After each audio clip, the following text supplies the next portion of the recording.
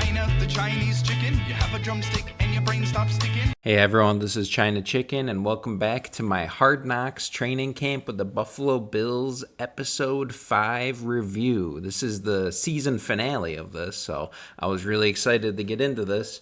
I was kind of wondering, what would they talk about in this episode since there wasn't a preseason game this week, but there was roster cut down day where they went from 90 to 53 man, and I know in previous Hard Knocks, they would have like all the players come into the GM's office, so I was really excited to get into that. So hopefully we'll get some of that in this episode. So let's go through it. The episode starts off with this dinner that they have with all the D linemen, so all the defensive ends and defensive tackles, and they really highlight this guy, Casey Rogers, who's a local. He's from like the Buffalo area, and he's been with them the whole preseason, and he kind of knows that he's probably going to get cut, and this is the night before cuts.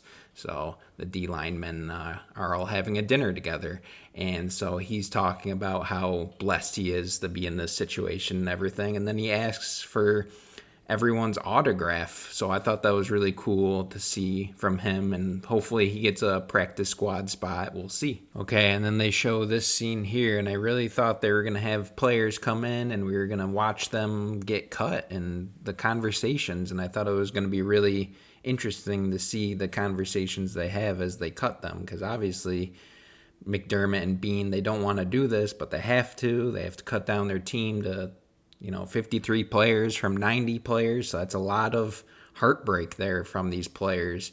But unfortunately, they didn't show that. And that was like a real thing that they did on Hard Knocks in previous seasons. I may have not watched Hard Knocks the last few seasons or whatever, but I know years ago that they used to show this. And I was kind of disappointed that they didn't actually show this. But they did go through some players that they cut, like KJ Hamler, Jimmy Charlo, Mike White, and all those guys, and they kind of, talk to them afterwards. It is a little bit different now because a lot of these players they can bring back to their practice squad, and they end up bringing a lot of them back to their practice squad. I think they can have 17 players on their practice squad now. It never used to be like that. So it was kind of interesting, but not as interesting as it used to be with Hard Knocks. This was definitely by far one of the biggest highlights of the show for me, and it was a little interview that Josh Allen was doing with Kyle Brandt from the NFL Network. I really love Kyle Brandt. He does a great job,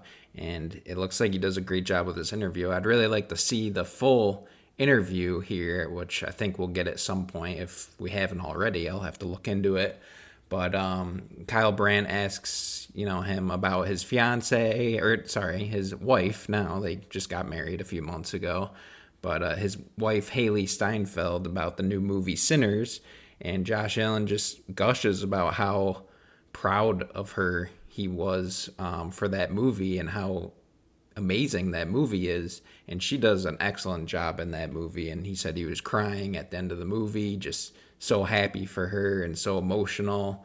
Another thing Kyle Brandt gets into is asking Josh Allen what it would be like to win a Super Bowl.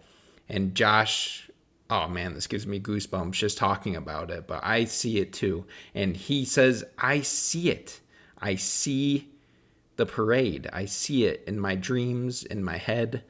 And oh God, it just gives me goosebumps just hearing this from Josh. He says he can hear the salt as their bus is rolling over the snowy area in Buffalo, over the snowy roads, and you can hear the crunch of the salt on that Super Bowl parade day, and that just is crazy to me, and I love it so much. And he just says like he knows it's going to happen, and he's so confident that it's going to happen, and he can see himself walking up the steps to City Hall as he gives the speech to the crowded town of Buffalo, city of Buffalo, sorry.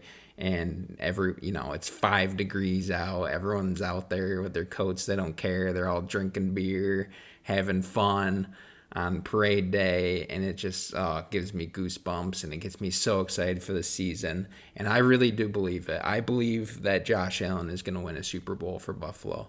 I believe he'll win multiple Super Bowls for Buffalo. And I've said this before, but I think Josh Allen is the best quarterback, and I think he will be the best quarterback in history. And I think even people will say he's the best football player in history, because that's what he strives to be, is not just the best quarterback that he can be. He strives to be the best football player he can be.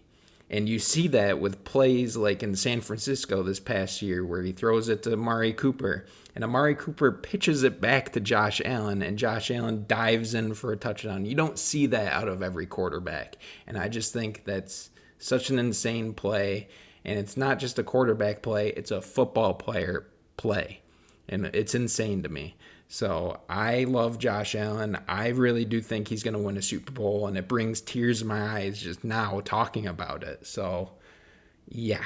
So let's move on to the next scene. And here's a familiar face. We see Jordan Poyer, who's back on the Bills. He's actually on the practice squad for the Bills, but he's 34 years old now, and he was talking about how it just didn't feel right last year in Miami. He signed with Miami last year, and he did not have a good season.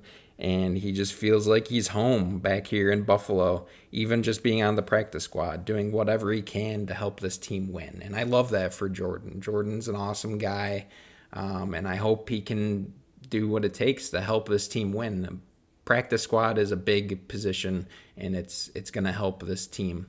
So I love that for Jordan Poyer. Glad to have him back. And we even get Jordan Phillips back on the team as well. It's nice to see. Not just Jordan Poyer, but we also get Jordan Phillips. So we get, I think this is his fourth stint. So great to have him back on the team as well. And he's also on the practice squad, but he might get elevated at some point. You never know. And this was a cool scene as well. These are a lot of the players that got cut, but came back to the Bills to be on the practice squad, and they're signing their practice squad contracts. You know, they're off the team for 24 hours, and now they're back, and they're signing their contracts for the practice squad.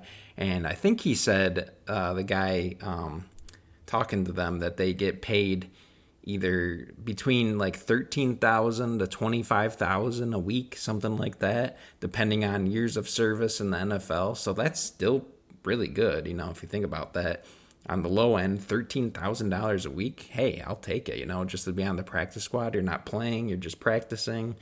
That's pretty cool. So I like the scene here of showing them sign the practice squad contracts, and I like hearing more about the practice squad. I never really knew that about these guys, that they make that good money. So good for them. Here's Sean McDermott in the meeting room with the entire team. This is the whole team counting the practice squad, and he's talking about how important the practice squad players are.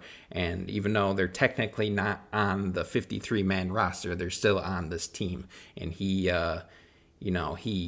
tells them that they're very important. And he even says, he's honest with them. He says, I might need you to be a robot, which means, like whatever we say you're going to do, you're going to do. You're going to, they're going to be playing the Ravens week 1. We're going to want someone to, kind of imitate Lamar Jackson, just to go out there and look like Lamar Jackson, run around the field like Lamar Jackson does, just to give our team that's going to be playing in the game a leg up and give them some practice against someone that looks like Lamar Jackson. So I thought that was kind of cool that he was honest with them, saying, hey, you might have to be a robot, but you're on this team. You're very important to this team, and we need you. And we get this funny moment between Frank Gore and Tyrell Shavers back and forth. They were joking with each other. I like hearing this. Tyrell Shavers, wide receiver who made the 53-man roster. Frank Gore didn't make the 53-man roster, unfortunately, but he looked really good as a running back, so he'll be the next man up, and he's on the practice squad, so good for him. And I love seeing these guys just like joke around with each other. They've been through it before. This is the second year for Frank Gore on the practice squad, and Tyrell Shavers was on the practice squad the last 2 years, and now he finally made the 53-man roster. So maybe next year there'll be hope for Frank Gore making the team, or you never know, there could be an injury where they got to call him up to the 53-man roster. If James Cook or Ty Johnson or Ray Davis goes down, Frank Gore Jr. is the next man up. And this was a funny scene too. You get Tre'Davious White, who's not practicing because he's hurt, but you also have Jordan Poyer here, and you have Jordan Phillips as well, and they're just talking about how old they are.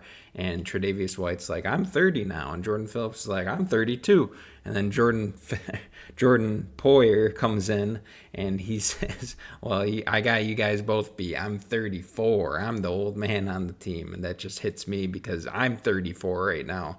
So just these guys talking about how old they are on the football field is pretty funny, because I don't feel that old and I'm 34. But obviously if I was playing football, yeah, I would, I would feel a little sore, I'm sure, after these practices or whatever. So I thought that was pretty funny between these guys talking about how old they are. So I thought this scene was a really weird scene. These guys, they must be like YouTubers or something. I don't really know who they are. So you can let me know down in the comments section if you know who these guys are.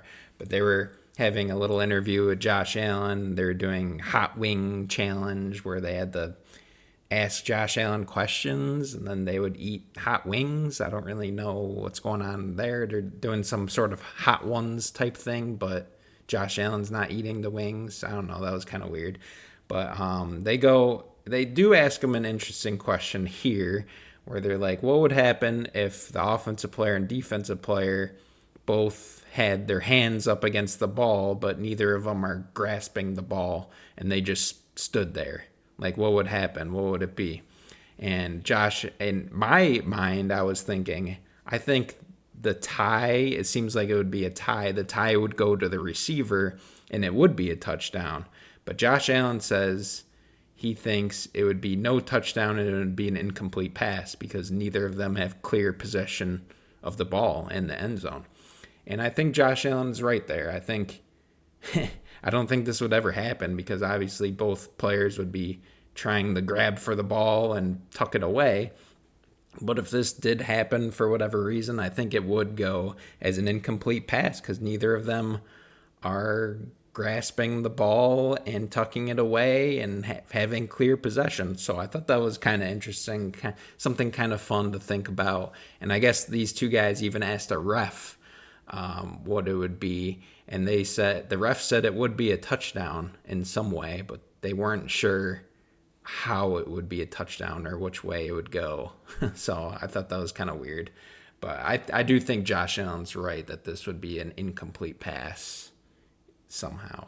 So earlier on in the episode, I didn't mention this, but when they're in that meeting room, Sean McDermott has all the players vote for their two captains. He said he was going to take two captains. He didn't care if they were on the offense, defense, or special teams, but everyone has to vote for two players, and whoever gets the most votes are going to be the two captains.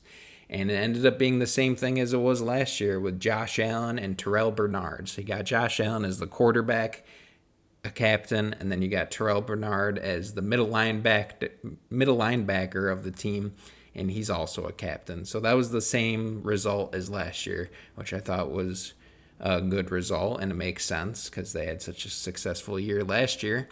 So why not, run it back and do it again with these two guys? And McDermott's just talking to him right now saying, you both won, captain. You are both the captains of this team, and I hold you to a higher standard than all the other players. And that's just really cool to hear that, Josh Allen's kind of the captain of the offense, and then Terrell Bernard's the captain of the defense. And if something goes wrong, these two are liable, and they're the ones that are going to take the heat for it for the most part. So I thought that was really cool to hear from McDermott. I really liked this part. And this was the ending of the finale episode of Hard Knocks, and it was just a montage of all the players practicing in slow motion, but it had like Marv Levy, the head coach from the 90s Bills, saying, where else would you rather be than right here, right now? And they just kept repeating the right here, right now with like music in the background. It was really cool. I really liked that. And it got goosebumps.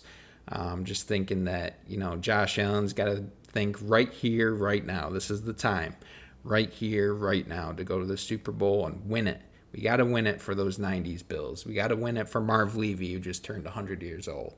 Gotta win it for Jim Kelly, Andre Reed, Thurman Thomas, Bruce Smith, Darryl Talley, Steve Tasker, all those guys of the 90s Bills. Let's go out and win it for them right here, right now. So I love that about the Bills. And as the credits were rolling on the last episode, it did end here with some bloopers. So those are really funny. I think you guys should go at least watch the bloopers. That was pretty good from the episode. A lot of funny moments from Trey White, Josh Allen, and the whole crew.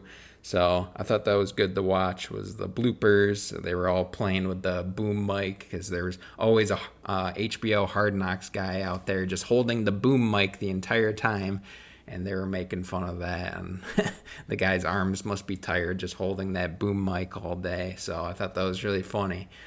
So go ahead and watch those bloopers if you guys get a chance. But anyways, this is the end of my Hard Knocks with the Buffalo Bills training camp series. This is episode 5, the finale. So let me know if you guys like this. I was kind of a fan of it. I was hoping for a little bit more, honestly, negativity on the Bills or some of the roster cut stuff I wanted to see. But overall, the show was good as a Bills fan just watching. But again, I don't think if you're not a Bills fan, I don't think you would really like this that much. Unless you really like Josh Allen for whatever reason. But yeah, I don't know. If you're like a Ravens fan or a Chiefs fan, I don't think you would want to watch this. You don't really get a lot of drama at all. But hey, as a Bills fan, I loved it. So I thought it was cool. And I'm kind of happy there wasn't any drama going into the season for the Bills because they need, to stay strong together and win the Super Bowl finally. So let me know what you guys think down in the comments section below. Leave a like, subscribe, and have a great day. Go Bills. Chickadee China, the Chinese chicken. You have a drumstick and your brain stops sticking.